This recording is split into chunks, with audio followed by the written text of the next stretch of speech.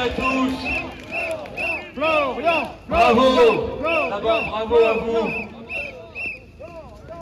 La mobilisation est jusqu'au bout de l'année. Et le froid de l'hiver, qui aujourd'hui est présent, et tant mieux, parce qu'il démontre à nos adversaires qu'on ne lâchera jamais rien. Et qu'il va falloir faire avec nous dans les semaines et les mois qui viennent. En particulier, bien sûr, parce que ce 17 décembre est glacial, mais janvier sera chaud. Janvier 2023 sera brûlant. En particulier, bien sûr, sur cette retraite à 65 ans. Infâme réforme, fruit d'un oukase de la Kaiserin d'Europe, Ursula von der Leyen, qui se prend pour la reine et qui l'impose à Macron, trop ravi de nous l'appliquer. Mesure qui n'a pas de sens, mesure inutile, inefficace et injuste, mesure faite pour faire plaisir aux grands fonds de pension américains qui rôdent à Bruxelles et qui corrompent à Bruxelles. Nous aurons, je l'espère, à l'occasion de cette réforme, à célébrer pour la première fois le vote majoritaire d'une motion de censure pour renverser ce gouvernement et aller vers la dissolution de l'Assemblée nationale. Et Macron en sortira encore plus minoritaire. Parce qu'il le mérite. Et oui, Macron en prison. car il le mérite. Il le mérite. On n'accepte pas que l'avenir, ce soit des gamins mis dans des salles de classe à 10 degrés. Des anciens traités comme des chiens dans des EHPAD mouroirs. Des malades gardés dans des chambres à l'hôpital non chauffées. Des menaces de délestage, y compris, comble de l'horreur, comble de l'ignominie, pour des malades sous respirateur artificiel à la maison.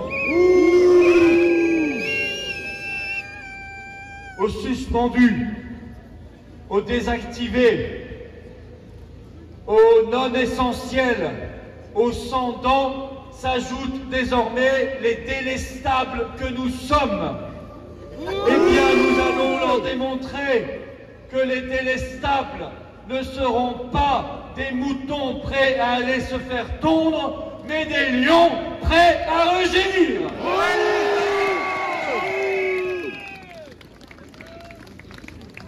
Et je veux penser ici en particulier à nos boulangers, à nos bouchers, charcutiers, commerçants, artisans, qui sont menacés dès le 1er janvier de faillite et de mort économique et sociale parce que le prix de l'énergie va être multiplié par 4 ou par 5.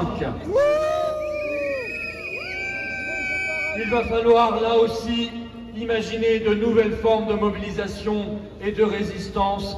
Vous savez, au Royaume-Uni, dès les années 90, quand les prix de l'électricité avaient explosé, ils avaient mis en place un système, des millions de Britanniques avaient refusé de payer leurs factures d'énergie et le gouvernement avait dû céder. Je pense que nous allons devoir aller vers le même type de résistance.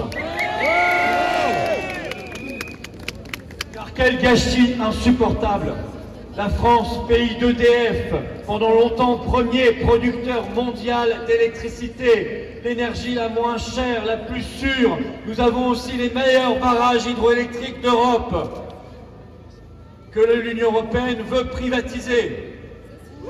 Et aujourd'hui, on attend les coupures de courant, on attend les délestages, on voit nos usines délocalisées, nos entreprises et nos commerçants et nos artisans fermés. On ne chauffe plus, je le disais, les classes, les hôpitaux et les écoles. c'est le tiers-monde. Bienvenue en Macronistan, nouveau pays du tiers-monde.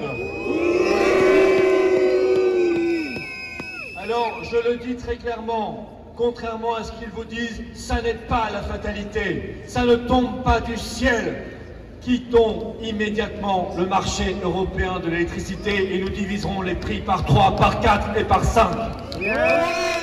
Arrêtons les folles sanctions anti-russes qui n'apportent pas la paix là-bas, mais apportent la misère ici.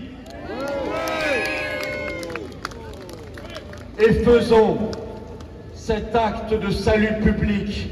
Rendons-nous libres. Quittons cette Union européenne de la ruine, de la misère et de la corruption par le Frexit.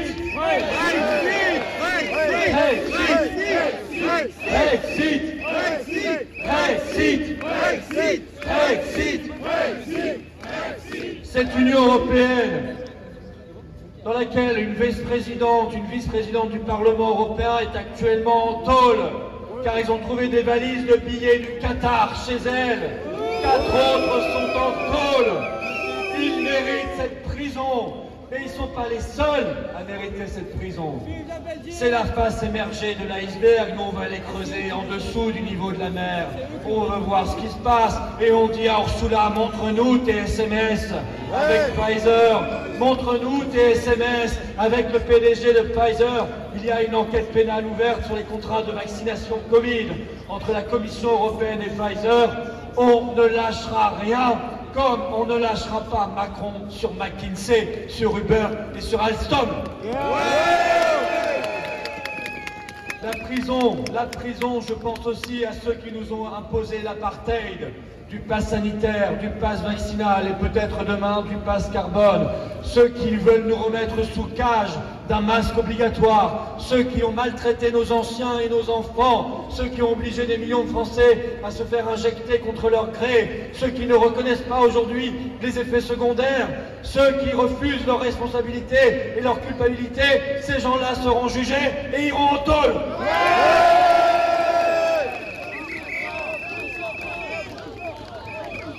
Et nous avons d'ici là à célébrer des victoires.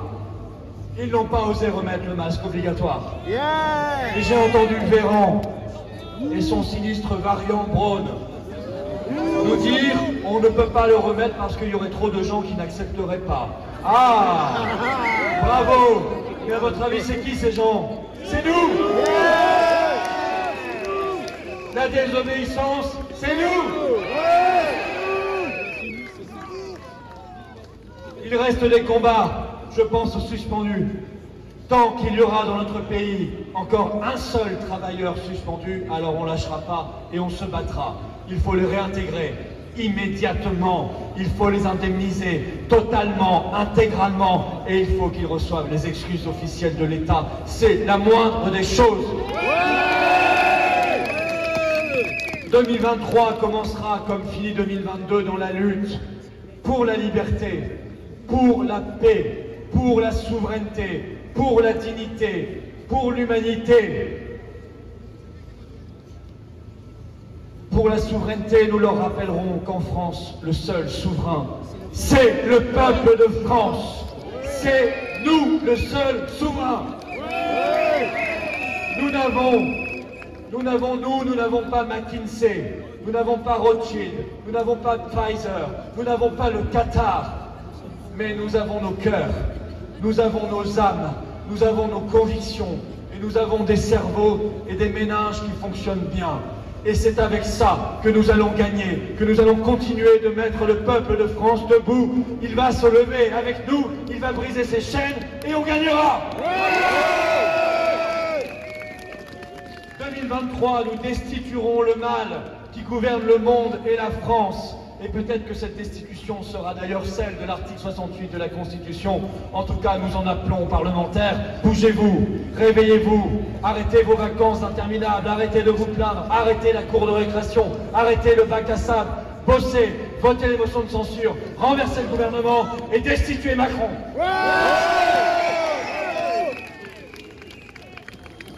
En cette fin d'année 2022, il y a beaucoup de vérités qui éclatent, beaucoup de révélations qui émergent, en tout milieu et en tout secteur, et vous le voyez bien. 2023, le grand changement aura lieu. 2023, la vraie rupture aura lieu. Il ne se fera pas ce changement d'un coup. Ce ne sera pas une baguette magique, mais il se fera par l'action continue, déterminée, des résistants que vous êtes, des résistants que nous sommes. Notre boussole, notre seule boussole, c'est notre avenir, c'est l'avenir de notre France éternelle, belle et rebelle. C'est l'avenir d'un monde qu'on veut humain, vivable. C'est l'avenir de nos enfants et de nos petits-enfants. C'est notre seule boussole. Notre cap, c'est la victoire. Vive la liberté, vive la résistance, vive la paix et vive la France libre.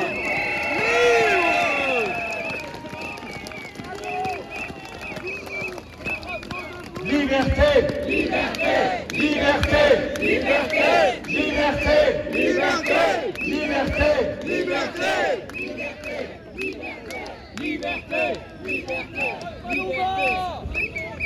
Tous ensemble, hey! Tous ensemble, hey! Tous ensemble, hey! Tous ensemble, hey! Tous ensemble, hey! Tous ensemble, hey! Tous ensemble, hey!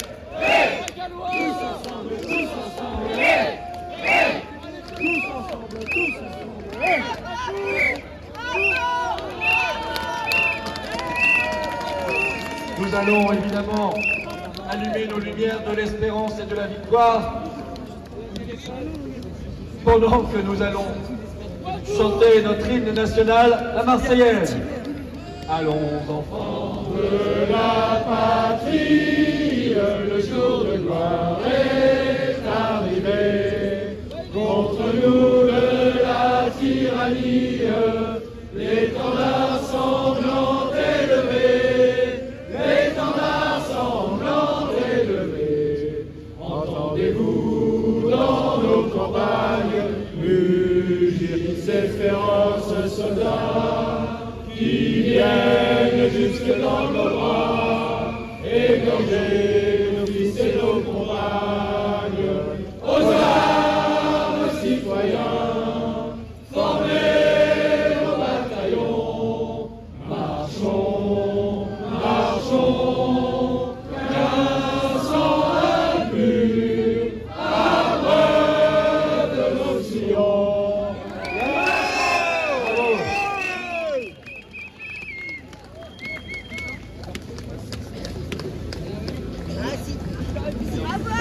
Bravo à vous. Bravo à vous!